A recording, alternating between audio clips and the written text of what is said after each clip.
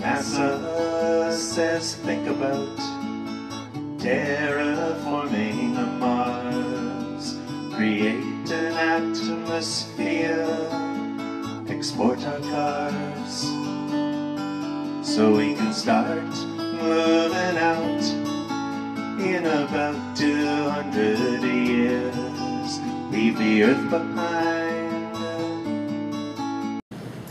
For those of you who don't know me, my name is Dillman, and I'm the owner of Dillman Sanitation Limited right here in Dundalk. It's a family-owned business for 45 years. Our primary focus now is on rural residential septage. In the 70s and 80s, we were the major hauler of biosolids, when they weren't even called biosolids, for Dufferin County. Towns like Orangeville, Shelburne, Grand Valley, Alliston, and Bolton. So I guess the big thing is to educate people on what biosolids are. A lot of people may not know. And biosolids basically are a byproduct of raw sewage. Basically, every man, woman, and child on planet Earth produces some kind of biosolids. Biosolids are produced from municipal wastewater treatment plants and are as individual as the people and the industry that supports those municipalities. Biosolids comprise of mainly two components: organic matter and inorganic matter. I need to brush my hair, so. Organic materials are things like pathogenic organisms such as bacteria, virus, protozoa, eggs of parasitic worms. These eggs and sludge are more resistant to the liming process compared to other microorganisms. Inorganic materials that would be found in biosolids, such as metals, arsenic, boron, cadmium, copper, lead, mercury, several others that are tested by the MOE regulated. And I read in a paper or a study on the internet that the liming process does not affect the quantity of these inorganic materials.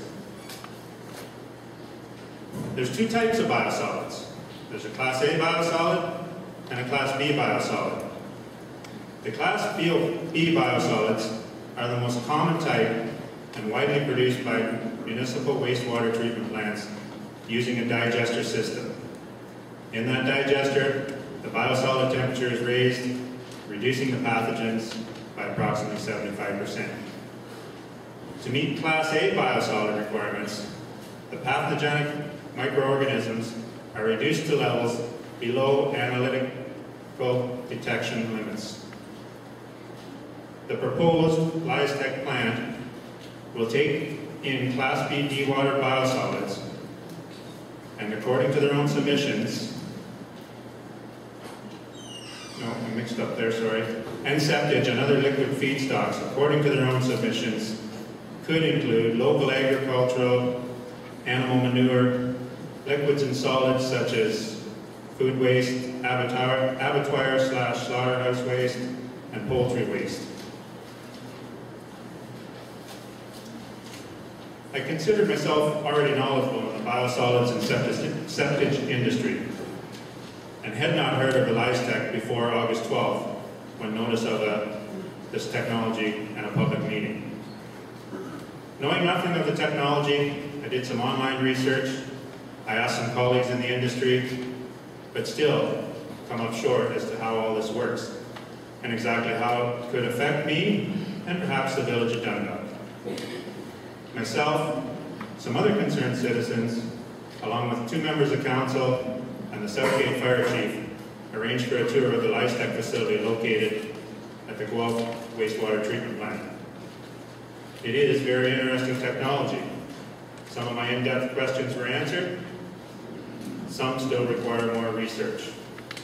One of my concerns, odor, could not be addressed as the LISTEC plant was a retrofit into an existing building and used that building's filtration system.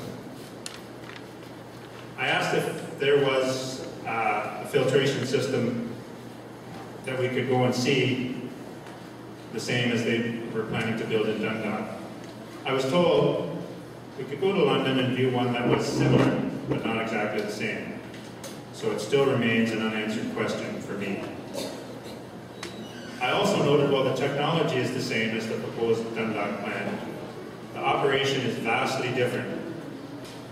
Guelph is linked to the municipal wastewater treatment plant. Dundalk is a standalone plant with 100% of the feedstock being trucked in and 100% of the process material being trucked out. So my conclusion is that everyone in this room be concerned. Take the time to research, educate yourself on all the issues that are and may surround the proposed waste processing plant, Lystech International. Thank you.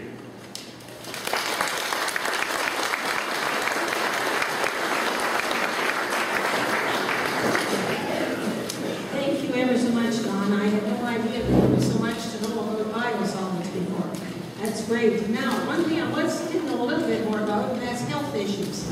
And Minnie Lumsden is going to speak to us about that now, and I think she even has something that she's going to show us that takes place when we're concerned about